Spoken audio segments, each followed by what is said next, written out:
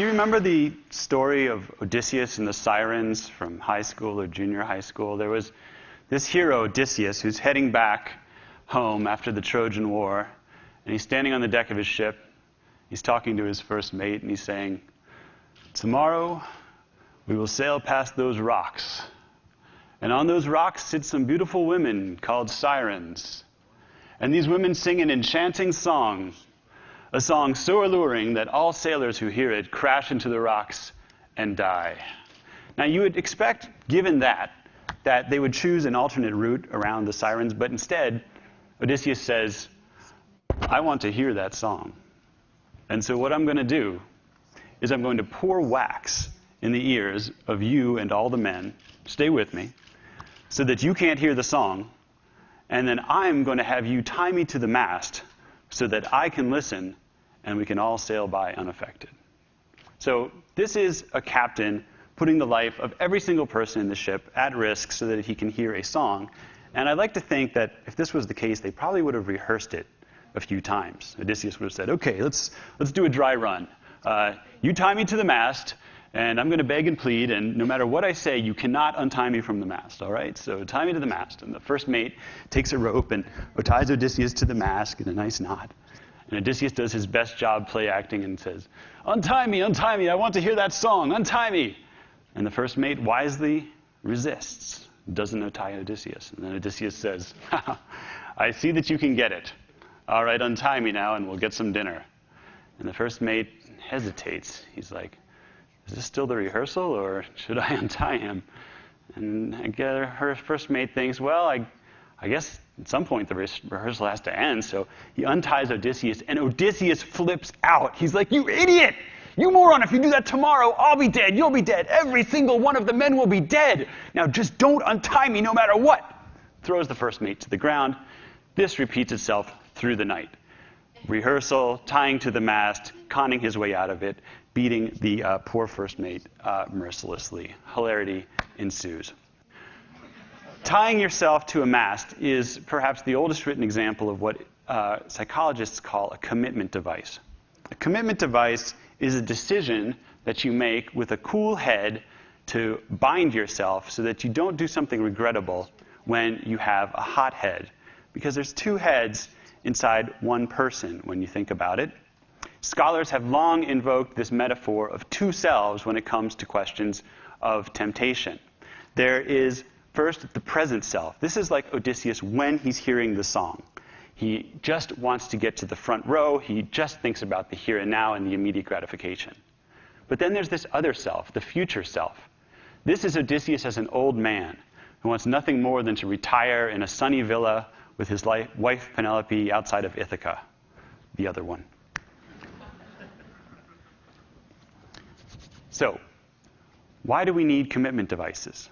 Well, resisting temptation is hard. As the 19th century English economist Nassau Williams Sr. said, "To abstain from the enjoyment which is in our power, or to seek distant rather than immediate results, are some of the most painful exertions of the human will." If you set goals for yourself, and you're like a lot of other people, you probably realize it's not that your goals are physically impossible that's keeping you from achieving them, it's that you lack the self-discipline to stick to them. Right? It is physically possible to lose weight. It is physically possible to exercise more. But resisting temptation is hard. The other reason that it's difficult to resist temptation is because it's an unequal battle between the present self and the future self. I mean, let's face it. The present self is present. It's in control. It's in power right now. It has these strong, heroic arms that can lift donuts into your mouth. Right? And the future self is not even around. It's off in the future.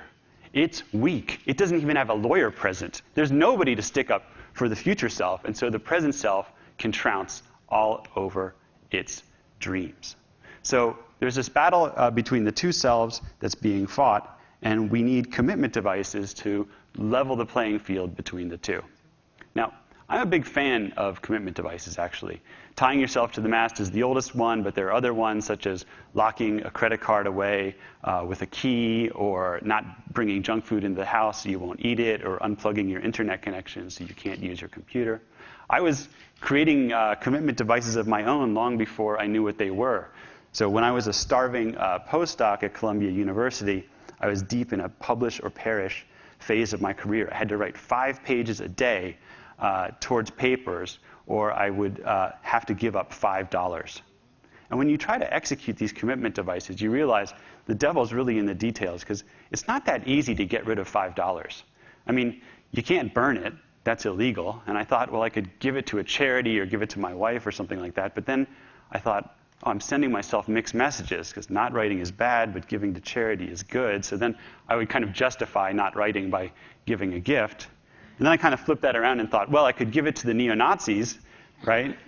But then I was like, oh, that's more bad than writing is good, and so that wouldn't work. So ultimately, I just decided I would leave it in an envelope on the subway.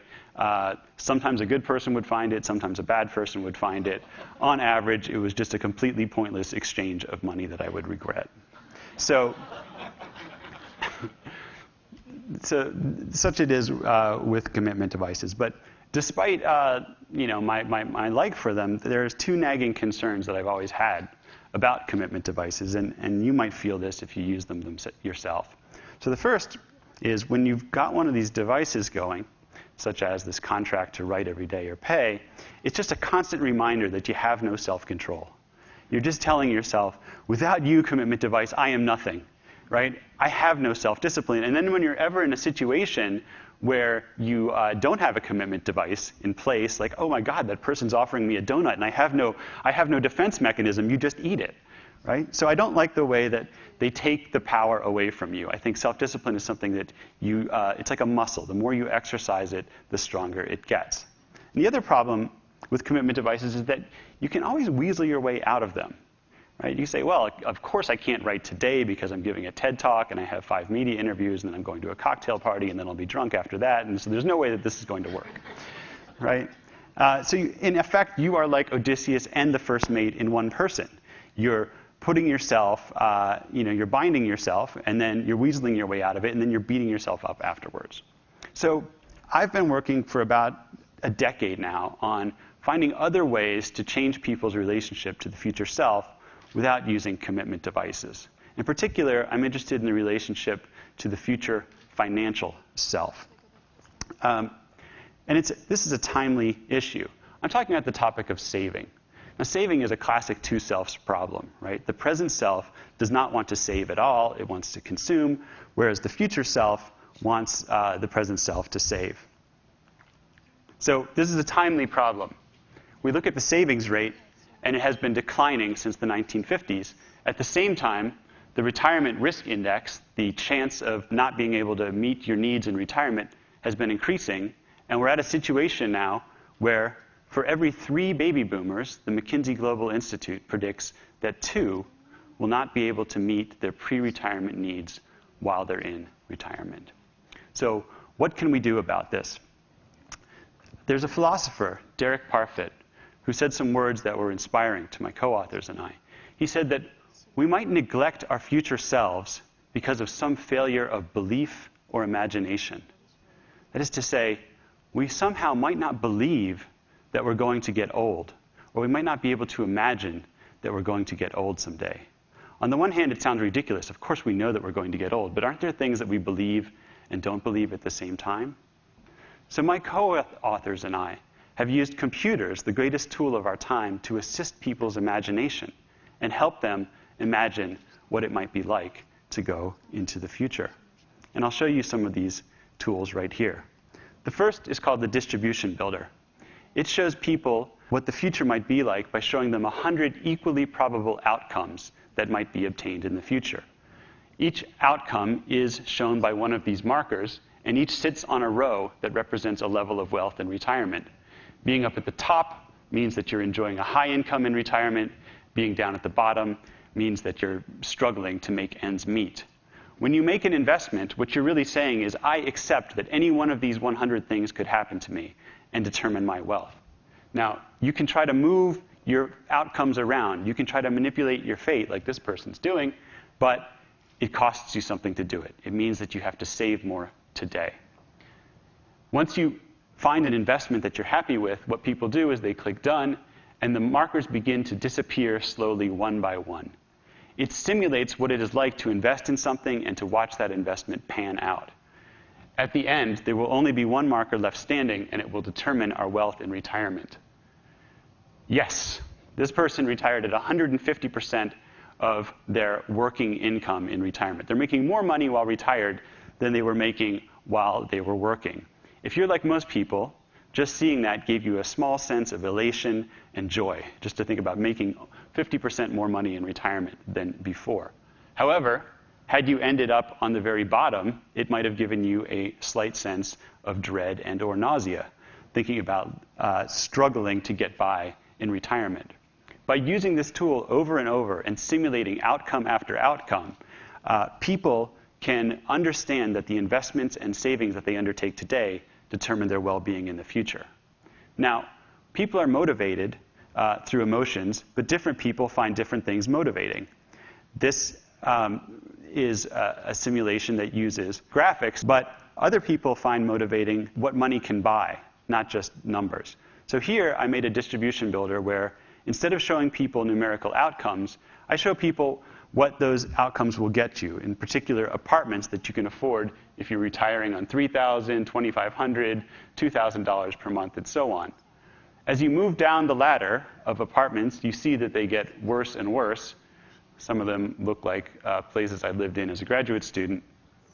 And as you get to the very bottom, you're faced with the unfortunate reality that if you don't save anything for retirement, you won't be able to afford any housing at all.